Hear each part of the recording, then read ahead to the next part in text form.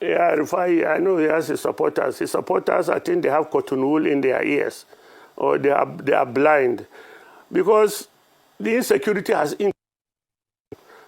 grown exponentially since the arrival of Bola Tinubu in government. Everywhere where insecurity was not there, it's now grown. In places it was there, it has expanded.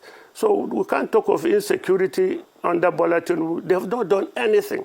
It is as if, in fact, government is training the insurgents themselves, because they are, so you can't talk about this. This government is better not to talk about insecurity when talking about them. About the economy is exactly the same thing.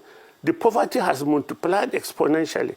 Even those who were doing well feel now threatened that they are next property, because the economy has collapsed, completely collapsed. We are just surviving by the grace of God on a hand-to-mouth basis.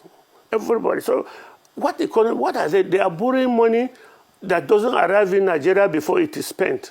Even when it arrives in Nigeria, they spend it on intangible things that we cannot show, that are not measurable, that are not visible. So what are you talking about economy in this government? It's not their intention to. Their intention is to run down this country.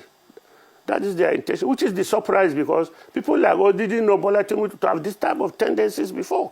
Okay. But now it appeared that he just deceived us in those days, all along, and now he has gotten the power and is in a mood to ruin the economy. I mean, it's okay to argue that quite a lot still needs to be done, but to argue that nothing has been done is ridiculously dishonest. And this reminds me of how Alhaji Lai Mohammed used to say similar things when the APC were in opposition, only for them to get into office and then suddenly wanted people to treat them differently. Now, let me be clear. The security situation in Nigeria is bad.